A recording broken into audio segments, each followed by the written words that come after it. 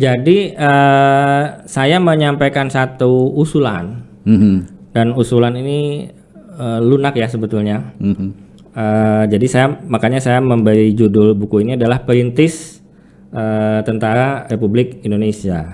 Jadi kan bukan hanya Otto yang merintis, iya. Makanya karena selama ini nama Otto belum pernah disebutkan di dalam sejarah perintisan tentara Indonesia, maka saya mengusulkan bahwa salah satu perintis tentara Republik Indonesia adalah Otto Iskandar Dinata bersama tokoh-tokoh yang lain. Saya punya kewajiban moral untuk mengangkat jasa Pak Otto di dalam perintisan tentara ini yang selama ini belum terungkapkan ke publik. Ini bukunya disajikan, datanya valid, dituliskan dengan solid juga. Nanti biar publik dulu menilai, menimbang-nimbang. Ketika ini sudah menjadi aspirasi publik luas, saya yakin pihak TNI akan menerima dengan baik.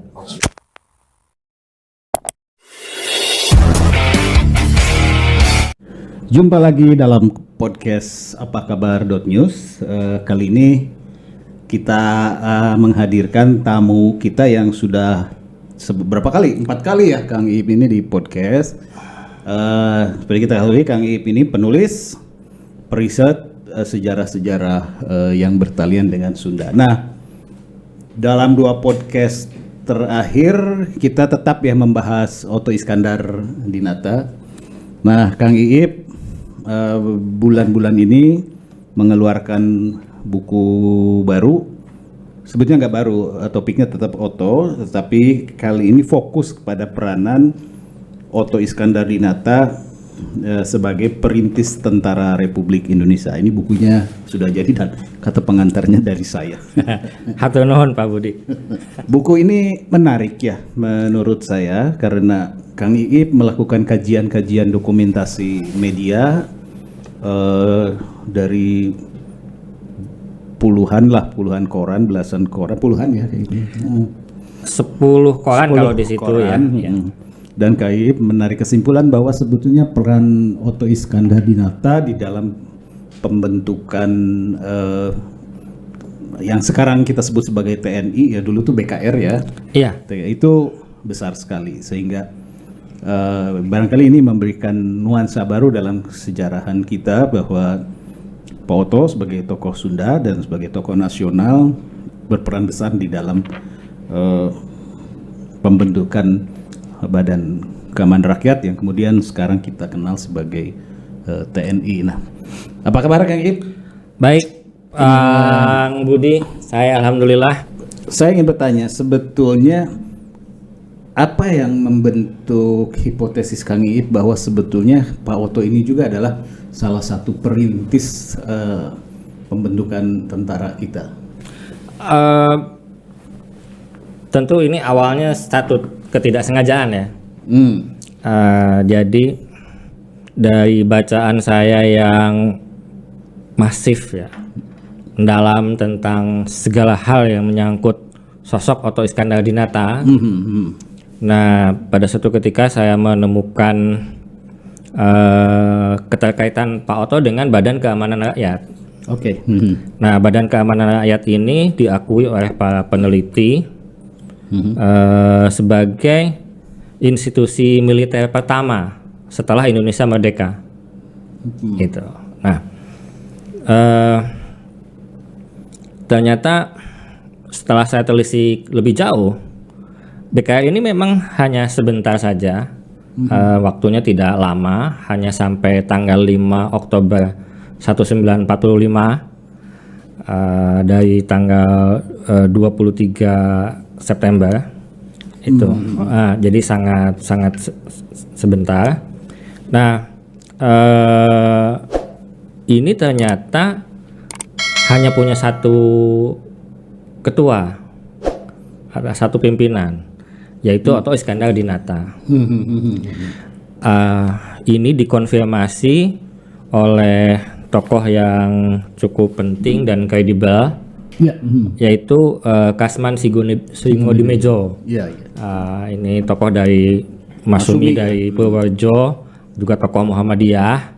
Jadi sangat kita percaya, dan dia mengakui bahwa dia adalah wakilnya Otto Iskandar-Dinata di BKR gitu. Lalu ketemulah memang betul ketika BKR ini dibentuk sebagai bagian dari BKKP, Badan Penyelamat Keluarga Korban Perang. Badan Penyelamat Keluarga Korban Perang. Nah, di dalamnya itu ada Badan Keamanan Rakyat. Memang belum sebagai institusi tentara yang seperti diharapkan, tetapi itu adalah sebagai rintisan dengan tugas-tugas mendekati lah tugas-tugas, karena ini sudah ada kata-kata keamanan kan. Nah, dari situ kemudian saya mundur. Kok ada BPKKP ini yang di dalamnya ada BKR? Memang sebelumnya apa? Nah, ternyata badan ini merupakan kelanjutan dari apa yang disebut sebagai BPP, Badan Pembantu Prajurit Tentara Pembela Tanah Air dan Heiho. Jadi itu dulu nama panjangnya ya, nama panjangnya. Nah, ketika badan ini karena Jepang kalah, maaf ya, bukan 23 September, 23 Agustus. Ketika Jepang menyerah, Indonesia merdeka, maka BPP segera berganti fungsi, berganti nama, tapi orangnya tetap sama, gedungnya sama, sumber dayanya sama, kemudian menjadi BPKKP dan di dalamnya ada BKR itu. Lalu 5 Oktober 1945, Bung Karno melaksanakan rekomendasi dari PPKI, yaitu untuk membentuk tentara kebangsaan setelah memanggil tokoh-tokoh di semua komponen, baik yang dilatih Jepang, dilatih Belanda, yang punya kemampuan militer, untuk diminta pendapatnya tentang tentara kebangsaan itu. Nah, itu baru bisa dilaksanakan oleh Bung Karno sebagai presiden pada tanggal 5 Oktober, yaitu dengan menetapkan keberadaan Tentara Keamanan Rakyat (TKR). Dengan demikian otomatis BKR dilikuidasi menjadi TKR. Lalu TKR kemudian terus berubah nama menjadi TNI, menjadi ABRI, lalu sekarang jadi TNI kembali. Nah, sebentar dari BKR ke TKR, Otto apa peranan di dalam? Ini memang jadi memang buku ini hanya saya tulis sampai 5 Oktober itu. Oke. Nah, jadi saya menghitungnya dari 5 Oktober ke belakang. Tapi ada penjelasan yang cukup bagus di epilog dari Kang Hendijo bahwa Otto mengikuti kebijakan Bung Karno. Jadi dia pun mengkampanyekan TKR. Tetapi sepenuhnya pembentukan tentara kemudian diserahkan kepada komponen bangsa yang memiliki pendidikan kemiliteran secara langsung. Dengan demikian peran dia sebagai sipil kembali ke belakang, gitu.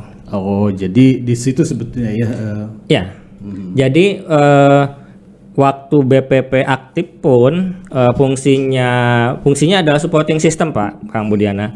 Jadi Bung Karno mengistilahkannya tentara itu adalah garis depan.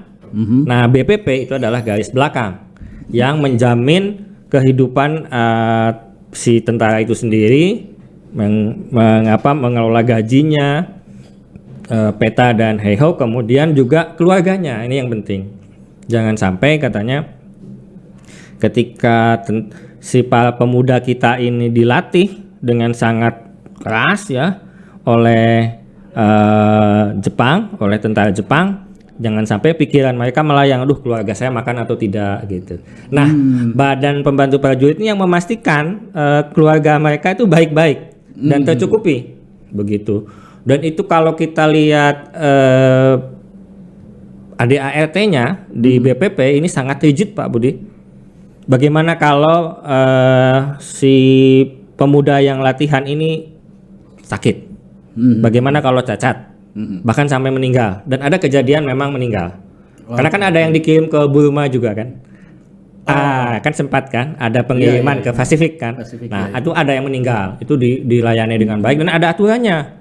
Kalau meninggalkan istri 1, anak 2 bagaimana? Terus itu ada aturannya sampai, dan mungkin ya mungkin saja itu kemudian juga dijadikan acuan pada ketentuan ketentaraan lebih lanjut. Itu mungkin membutuhkan penelitian komparasi ya, ke depan itu. Mudah-mudahan sih ada peneliti yang mau ini ya. Tetapi untuk data-data anggaran dasar BPP saya bisa membantu itu gitu. Bisa. Jadi memang si BPP ini supporting ya ketika tapi sudah punya prosedur ya, SOP. Iya, betul. Dan di situ Oto yang menyusun SOP. Ya, Oto dan tim. Jadi Oto itu disebutnya kepala kantor besar, Badan Pembantu Prajurit. Di atasnya tetap Bung Karno.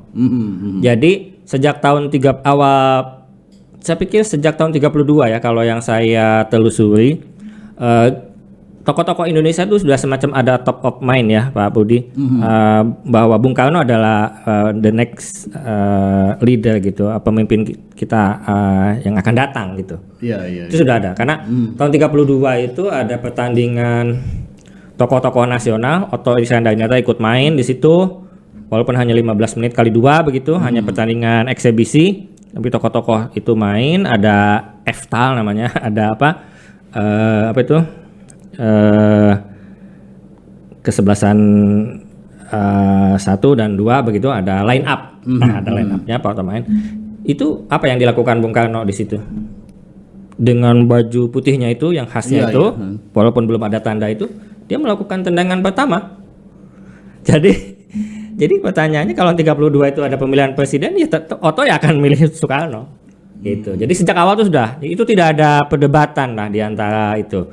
Nah, sehingga BPP pun paling atasnya adalah Bung Karno, tapi pelaksana hariannya dan Bung Karno ada menjadi semua badan-badan itu yang dibentuk pada masa Jepang. Nah, tapi masing-masing itu kemudian pelaksana hariannya beda-beda. Nah, untuk kepala kantor besar BPP ini di Jalan Gambir Barat nomor 2 itu adalah Oto Iskandarinata. Tapi melihat strukturnya yang begitu panjang sampai ke tingkat kecamatan, menurut saya ya, asumsi saya saat ini adalah kantor yang paling pribumi, yang paling terstruktur dan paling besar pada masa itu. Karena sampai ke tingkat kecamatan, dan itu dikutip dengan sangat baik oleh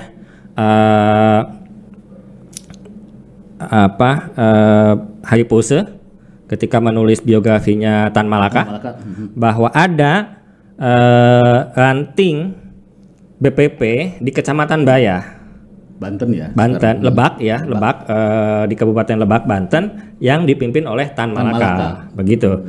Walaupun Hari Pose agak sedikit keliru ya tentang kepanjangan BPP. Jadi mungkin informasi tentang BPP memang masih menunjukkan bahwa informasi tentang BPP itu masih minim. Ketika itu ditulis kalau tidak salah tahun 1979. Jadi dia menulisnya Badan Pertolongan Prajurit. Seharusnya Badan Pembantu Prajurit begitu. Nah, kayaknya kan sebetulnya kan pembentukan BKR ini juga kan di buku ini sebutkan kami berawal dari surat Gatot Mangkupraja 7 September 43 yang mengusulkan pembentukan peta ya. Kemudian pembentukan peta ini mendapat dukungan dari Jawa Madura ya. Nah, ini kaitannya peta dengan tadi BPP itu bagaimana? Begini. Jadi Jepang ini memang memberikan pembelajaran yang sangat bagus ya, Pak Budi. Terhadap apa yang kita sebut sekarang media framing ya. Media framing atau dulu propaganda ya namanya ya. Makanya Jepang ada Seidenbu, ada khusus propaganda, dan istilah propaganda itu cukup populer pada masanya. Ini sebetulnya kata yang netral. Nah, dengan Kang Hendijo dengan sangat bagus menjelaskan di epilognya, Jepang memang mulai terdesak ya di Asia Pasifik. Mulai terdesak, kemudian ini mereka malu-malu tapi maulah membutuhkan bantuan anak-anak muda Indonesia untuk disiapkan nanti ketika serangan sekutu itu juga datang ke Indonesia untuk merebut Indonesia. Nah, kesempatan ini siapa memanfaatkan siapa, oke lah, silahkan dilihat dari mana ya, dari tafsir mana. Tapi ini dilihat oleh tokoh-tokoh Indonesia, baik tokoh nasional maupun tokoh agama begitu. Ini kesempatan, ini peluang untuk memanfaatkan keahlian Jepang di dalam ketentaraan ini supaya ditransformasikan, supaya diturunkan kepada anak muda Indonesia. Maka kemudian dibuatlah satu rekayasa media, begitu, sebut saja begitu. Karena saya tidak punya dokumen resmi ya, saya tidak berani menuliskan di buku saya. Konon ada pertemuan khusus di rumahnya Iyos Wiratmaja di Jakarta yang meminta supaya Gatot menulis surat. Gatot Mangkuprajani menulis surat usulan kepada pemerintah Jepang supaya dibentuk tentara pembela tanah air gitu. Nah, kemudian surat itu ditulis tanggal 7, disampaikan surat itu ditulis baik-baik ya, karena akan disampaikan kepada pemimpin tertinggi Jepang. Ditulis baik-baik, disampaikan, kemudian tanggal 9 surat itu diduplikasi dan diserahkan ke media. Oke. Jadi menjadi surat terbuka. Maka tanggal 9 dan selanjutnya surat itu sudah dimuat di berbagai media dan medianya cahaya, ada cahaya, ada sinar matahari, ada macam-macam ya, ada berbagai media. Nah, kemudian itu dengan serentak direspon oleh masyarakat di Jawa dan Madura, baik itu pimpinan organisasi maupun pribadi, baik itu pejabat birokrasi atau juga person-person, para ulama, para kiai juga menyampaikan, sehingga se-Jawa dan Madura itu merespon lah itu, jadi viral lah suratnya Pak Gatot itu. Nah, singkat cerita, Jepang kemudian menyetujui itu permintaan itu, lalu dia menetapkan dalam undang-undangnya Osamu Serei bahwa itu diterima. Dalam waktu yang bersamaan, Jepang juga menerima usulan. Nah, ini Pak Budi ya. Sebetulnya kalau kita bikin timelinenya ini sangat menarik sebetulnya ya. Dalam waktu yang berdekatan Jepang juga menerima keinginan supaya perwakilan bangsa Indonesia itu ikut memikirkan pemerintahan. Kalau dulu ada Foxtrot, nah kemudian pada masa Jepang, nah setelah pada masa itu kemudian disetujuilah pembentukannya Chuo-Sangin. Nah, yang kemudian nanti menjadi BPUPKI dan PPKI. Nah, bentuklah Chuo-Sangin. Nah, Chuo-Sangin ini tugasnya adalah menjawab pertanyaan pemerintah. Oke, pemerintahnya menyetujui pembentukan peta. Urusan petanya tentu pelatihan dan sebagainya itu diambil oleh opsir-opsir Jepang.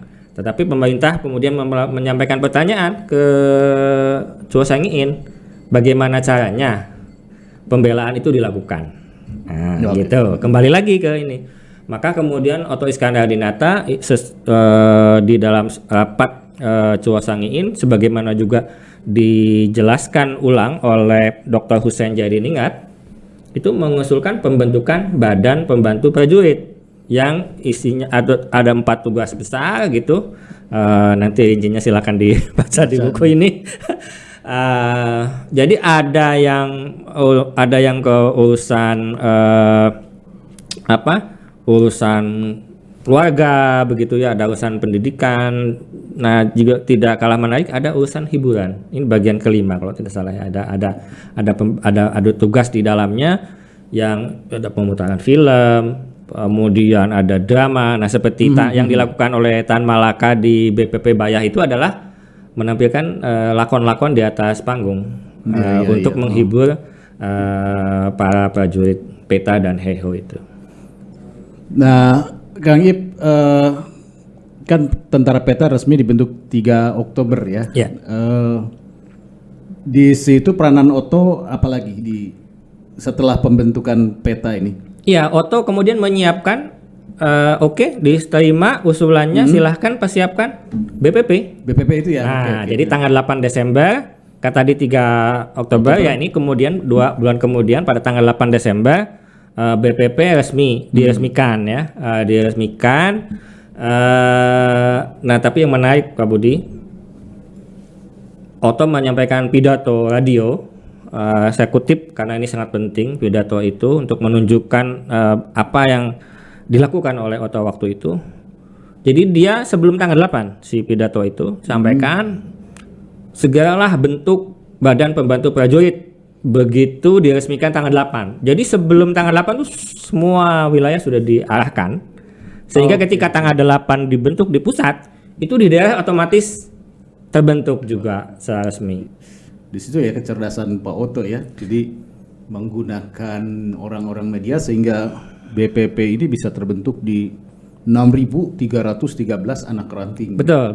Nah, memang apakah semua efektif dan tidak, itu nanti bisa dilihat di laporan keuangan Pak Budi. Ada di buku ini, di laporan keuangannya, dan bendaharanya ini tidak main-main. Bendaharanya adalah Pak Margono. Ya. Ya, kakeknya Pak Prabowo yang mendirikan BNI tahun 46. Gitu. Jadi memang ahli keuangan yang dipercaya begitu. Ini yang mengelola dana publik yang dikelola untuk kepentingan BPP dan diaudit, ada laporan auditnya begitu. Jadi ini betul-betul sangat transparan sehingga publik begitu tinggi kepercayaan terhadap lembaga ini, dan ini yang kemudian memberikan support moral yang sangat tinggi dan membuat tentara PETA dan HEHO ini militan sekali. Nah, satu hal ya Kang Budi yang akhirnya bisa menjawab satu narasi yang dibangun oleh Romo Mangunwijaya. Dia mengatakan dia sebagai tentara pelajar dia merasa berdosa gitu ya, karena sebetulnya yang jasanya besar itu adalah rakyat. Ketika Belanda datang katanya untuk patroli, tentara sembunyi. Yang berhadapan dengan tentara Belanda itu rakyat. Tentara malah sembunyi di tengah-tengah di rumah rakyat, di gudangnya atau di mana-mana gitu. Rakyat yang kemudian kalau Belandanya marah yang kena tembak ya rakyat kan gitu. Nah, jadi waktu itu dalam narasi Romo Mangun itu kan belum terjelaskan mengapa rakyat begitu mencintai tentara, gitu kan? Nah ini terjawab ketika kita menekuni dokumen tentang BPP ini. Jadi di BPP ini ada satu badan yang khusus mengelola itu Pak Budi. Mengelola supaya hubungan antara rakyat dan si tentara ini begitu dekat. Ya, gitu. Kalau sekarang engagement gitu. Engagement, ya? Betul. Ini digarap khusus. Ada bagian propagandanya. Nah, BPP kan menerbitkan majalah juga, ya? Majalah juga gitu. Yang mungkin ini katakanlah terbatas ya aksesnya untuk si tentara yang aktif, kemudian kelompok terpelajar lainnya gitu.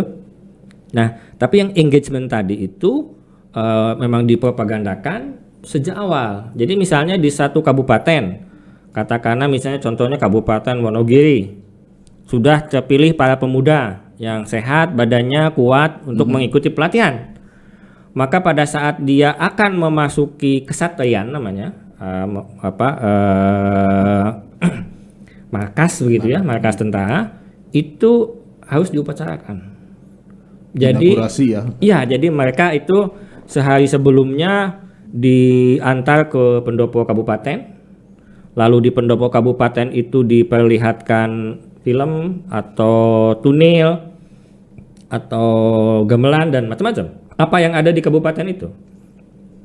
Lalu di kabupaten yang ada jalur kereta api di stasiun itu diantar ke stasiun. Nah, lalu di stasiun itu ada pidato bupati atau wali kota atau apa sampai mereka kemudian naik kereta api sehingga tentara rakyat itu sebenarnya dibangun dari apa yang dilakukan oleh BPP ini. Dari situ saya bisa paham, oh pantas kemudian muncul kecintaan yang begitu besar dari masyarakat Karena mereka punya anggapan kami ikut terlibat ketika mereka tuh berangkat ke markasnya, ke kesatrian itu gitu.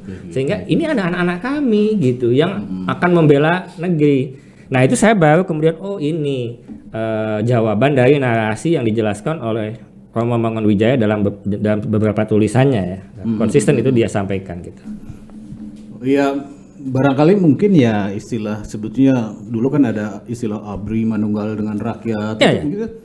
Sebetulnya itu ya hasil embrionya itu. Embryo itu ya. Iya, jadi betul. si BPP mendesain sebuah gerakan yang zaman sekarang makan engagement. Betul, ya. Supaya tentara dengan rakyat itu tidak terpisahkan. Betul. Dengan upacara, diantar dan sebagainya. Iya, betul. Nah, kemudian kan pada tanggal 23 Agustus BPP berganti menjadi BPKKP dan BKR. Ya.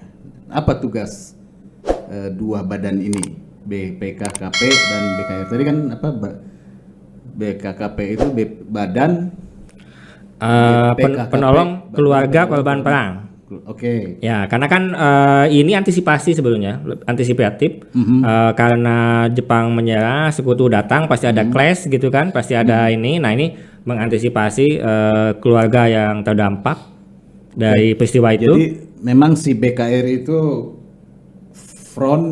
Iya, BKR untuk menghadapinya, ya, untuk ketika terjadi ini itu, ya. Supporting. Ini supportingnya untuk keluarga. Dan dua-duanya dipimpin oleh Pak Oto. Sampai kemudian, yang agak kelewat di buku saya di cetakan pertama itu, Pak Budi, rapat PPKI-nya tanggal 19 Agustus itu yang bagian persidangan yang membubarkan PETA dan HEHO. Nah, kemudian dimuat saya muat di cetakan kedua ini supaya lebih jelas. Kenapa dibubarkan? Karena ini bentukan Jepang. Gitu. Karena semua bentukan Jepang tidak diakui di dunia internasional, maka harus dibubarkan.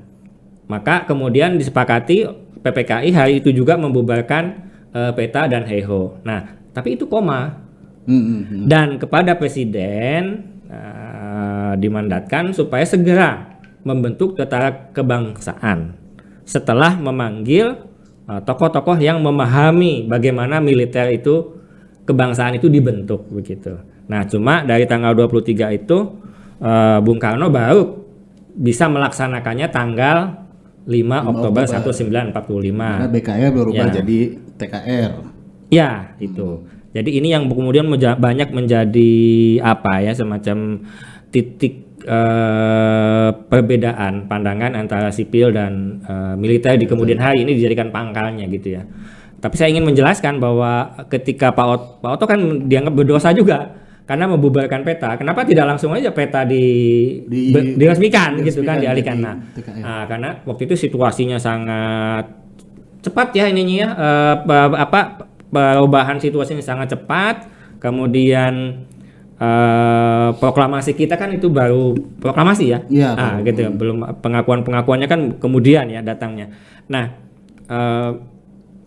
ketika membubarkan itu kemudian Pak Oto struktural banget menyerahkan kepada Presiden gitu. Karena yang berhak kemudian membentuk ini adalah Presiden gitu sebagai mandatarisnya PPKI gitu. Nah, cuma bahwa Presiden kemudian baru berhasil membentuk tanggal 5 itu kan persoalan lain. Mungkin ada memanggil itu juga mungkin tidak semua ada di tempat pada waktu itu, manggil A, manggil B, kelompok banyak kelompok kan yang harus diakomodasi seperti bentuk tentara kebangsaan yang diinginkan itu. Nah, kayak ketika BKR kemudian menjadi TKR, nah si supporting tadi si BPKPP itu fungsinya kemana? Nah, itu yang kemudian loss ya, menjadi hilang. Karena kemudian itu diambil alih sepenuhnya oleh TKR. Iya. Jadi logikanya melebur di dalam TKR itu gitu. Nah, ini yang butuh penelitian lebih lanjut ya. Saya apa begini enggak? Dalam pandangan Kang Iip ketika misalkan si fungsi badan supporting tadi diambil alih oleh TKR. Ya. Apakah ini berarti bahwa engagement tadi dengan rakyat itu mulai berkurang? Bisa nggak dikatakan begitu? Enggak ya, enggak. Saya pikir masih ya. Kalau kan itu bisa kita buktikan pada ketika terjadi clash ya. Pada revolusi kan dukungan rakyat nyata ya, nyata gitu. Itu sangat nyata. Artinya BPP ini mewariskan penghormatan yang tinggi masyarakat terhadap tentara gitu. Siapapun yang membentuk itu gitu pada masa Jepang maupun setelah Indonesia merdeka gitu. Kita banyak membaca ya bahwa ada banyak orang penting yang lahir yang di balik kelahiran tentara kita. Ada Nasution, ada Jenderal Sudirman, ada Urip dan sebagainya. Ketika Pak Oto membuat BPP ini di mana mereka? Sudirman sedang apa? Ya. Nasution bagaimana? Tadi Tan Malaka kelihatan ya. Ya. Nah ini menarik Kang Budi, ternyata setelah saya telusuri, saya baca buku-buku Pak Nasution sebelum yang tahun 2019 yang saya pakai di sini. Nah, tidak menyinggung ya keterkaitan Pak Oto dengan pembentukan peta atau BPP. Nah, tetapi di dalam buku Pak Nasution yang terbit 2019 oleh Tempo, itu beliau menyatakan beliau pernah menjadi stafnya Pak Oto di BPP. Ya, dan bagian propaganda. Jadi Pak Nasution tugasnya kampanye ke Jawa Tengah untuk mengajak para pemuda masuk dalam ketentaraan.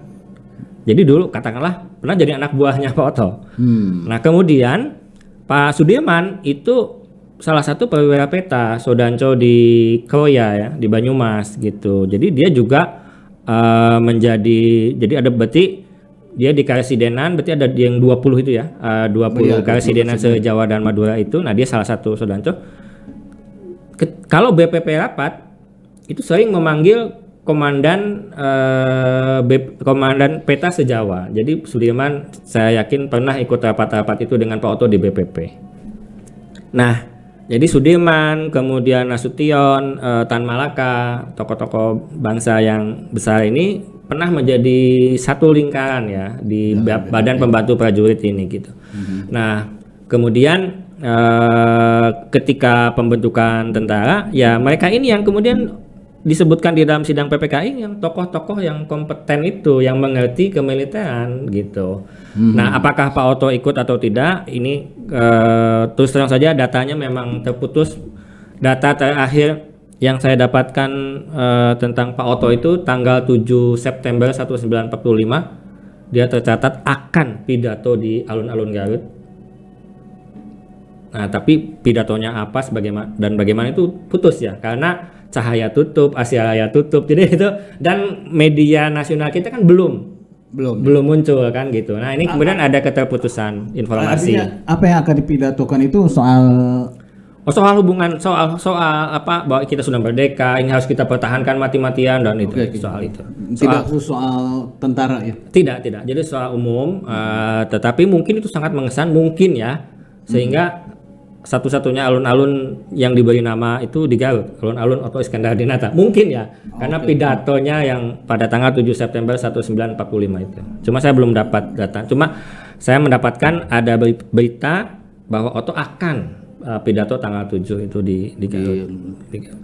Kang Ip kan kita tahu ya bahwa publik selama ini mengatakan atau apa di sejarah juga mengatakan bahwa sebetulnya pendiri tentara kita itu Sudirman gitu ya. Nah, dan lain-lain ya. Tapi kan yang paling muncul ada salah satunya ya. Nah, saya ingin bertanya ke Kang Iip, sebetulnya apa motif Kang Iip menulis ini? Apakah ya tentu kita tidak berpretensi untuk mengatakan bahwa bukan Sudirman, Oto loh, nggak begitu kan ya? Ya, nggak. Jadi saya menyampaikan satu usulan dan usulan ini lunak ya sebetulnya. Jadi makanya saya memberi judul buku ini adalah Perintis Tentara Republik Indonesia. Jadi kan bukan hanya Oto yang merintis, iya. Makanya karena selama ini nama Otto belum pernah disebutkan di dalam sejarah perintisan tentara Indonesia, maka saya mengusulkan bahwa salah satu perintis tentara Republik Indonesia adalah Otto Iskandar Dinata bersama tokoh-tokoh yang lain.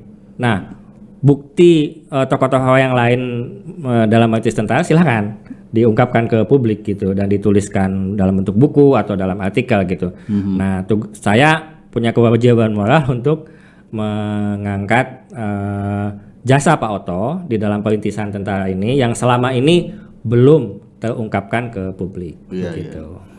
Nah, beberapa waktu lalu kan buku Kang Iip ini pernah dibahas ya di Unpas ya dengan mengundang dari Dinas Sejarah TNI AD ya. Bagaimana supaya apa yang ditulis Kang Iip ini bisa masuk ke sejarah TNI itu harus ada ada proses. Memang ya ada komunikasi yang intens, ada proses yang lebih lanjut. Tapi itu biar waktu Pak Budi yang menentukan. Yang penting sekarang kita ungkapkan dulu seperti apa yang dikatakan oleh Idi Subandi Ibrahim pada waktu bedah buku itu. Ini bukunya disajikan, datanya valid, dituliskan dengan solid juga. Nanti biar publik dulu menilai, menimbang-nimbang. Ketika ini sudah menjadi aspirasi publik luas, saya yakin pihak TNI akan menerima dengan baik. Karena TNI dan rakyat kan tidak bisa dipisahkan. Ya. Nah, berdasarkan kajian dokumen media massa ya, Kang Iip. Iya. Semuanya kan ya, semua data-datanya media massa atau ada buku juga sebagai pembanding, misalnya buku Hari Puse, kemudian bukunya Pak Nasution juga. Jadi yang kemudian bukunya Pak Kasman Sigoni Bejo gitu. Nah, cuma memang saya tidak menggunakan jurnal komparatif gitu ya dengan semua dengan sejarah militer karena saya memang fokus di data-data tentang Pak Otto yang selama ini belum terungkapkan. Toh yang kalau tentang hal-hal yang lain kan sudah ada di buku-buku lain. Jadi biar nanti ini ada penulis lain yang melakukan komparasi dan mulai menggunakan buku yang saya tulis ini gitu. Nah, kalau saya mendengar dari kemarin masukan dari Dinas Sejarah TNI juga, ya bisa dipahami ya. Mereka menginginkan sebuah fakta data yang lebih metodologis, yang lebih kuat, bisa dipertanggungjawabkan. Nah, kasarnya sih ingin ada semacam naskah akademik gitu. Nah, apa kelanjutan dari buku ini supaya memang dianggap sebagai sesuatu yang kuat, menjadi naskah akademik sehingga bisa memberi masukan yang lebih kuat buat TNI. Apakah Kang Iip hanya akan berhenti di sini gitu? Ya, itu nanti kembali ke respon ya Kang Budi, baik respon publik maupun respon dari pihak TNI. Kalau tentu kita harus bersama-sama ini ya melakukan ini. Pada dasarnya saya sangat siap. Data-datanya makanya saya sajikan juga di sini contoh-contoh dokumen yang saya gunakan. Ini istilahnya media sezaman, istilahnya Profesor Reza Dinaputra, dan ini sebagai sumber primer sejarah ini bisa digunakan. Nah, ya mari. Selama ini kan data-data yang jadi saya tuh lebih ke untold stories sebetulnya. Jadi untold stories. Nah, jadi ini bisa kita gunakan bersama karena selama ini data-data yang saya pakai ini belum pernah digunakan. Gitu. Jadi saya mengangkat dulu prosesnya ini. Nah, nanti bagaimana responnya? Nah, kita tunggu saja.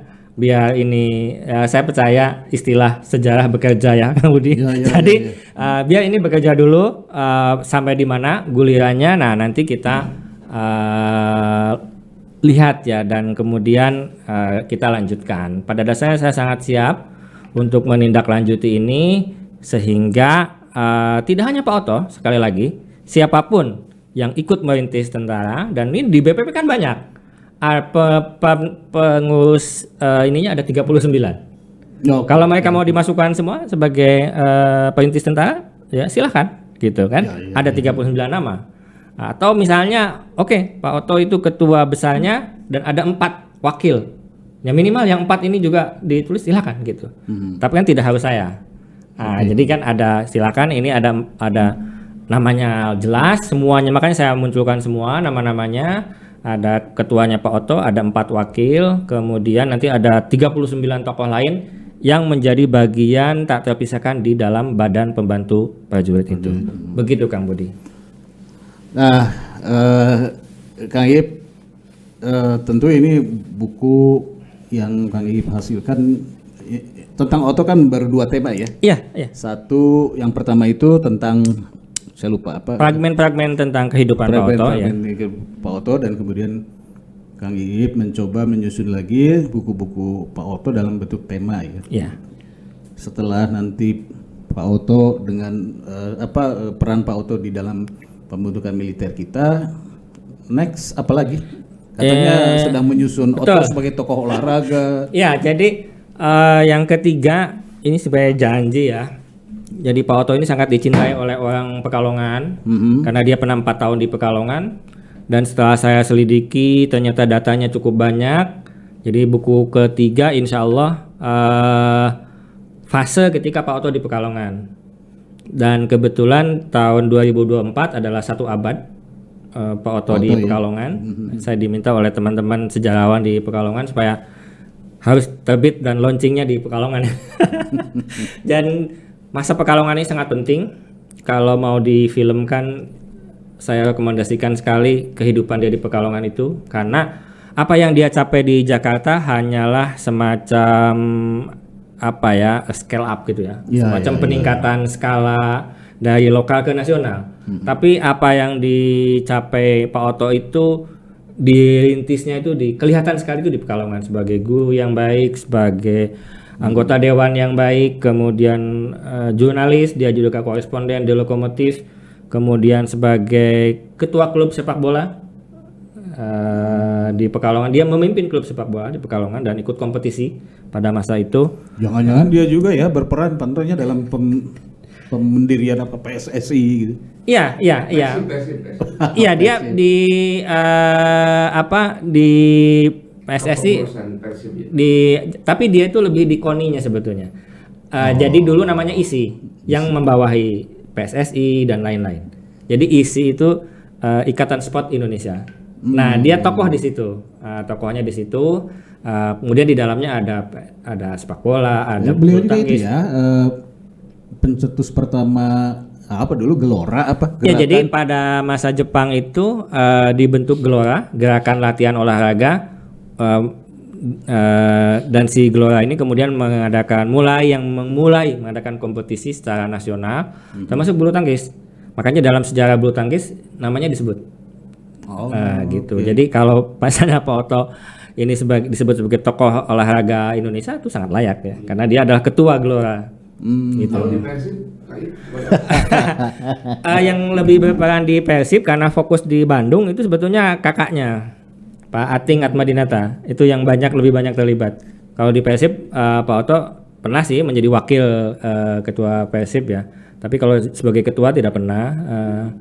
Nah, yang punya peran penting dalam penyatuan itu sehingga menjadi Persib itu yang ditulis oleh Atep Kurnia itu sebetulnya kakaknya Pak Ating yang kemudian jadi wali kota Bandung pada masa Jepang itu, Pak Ating.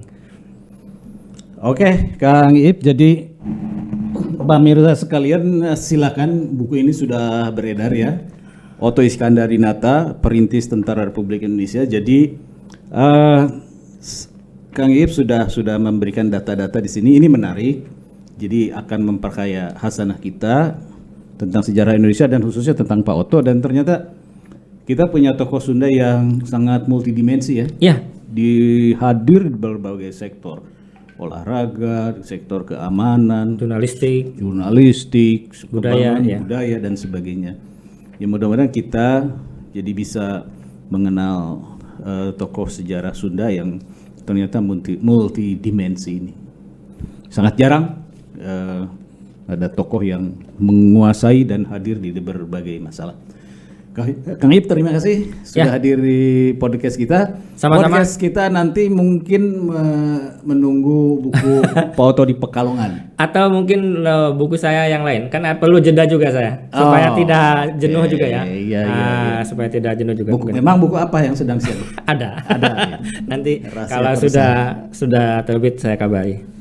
Baik, terima kasih dan mudah-mudahan Kang Ip sudah melempar bola, para sejarawan bisa mengkaji lebih jauh sehingga peranan tokoh-tokoh lain di dalam pembentukan tentara kita akan lebih terungkap dan akan lebih menggambarkan bahwa sebetulnya tentara itu betul-betul berasal dari rakyat dan menyatu dengan rakyat.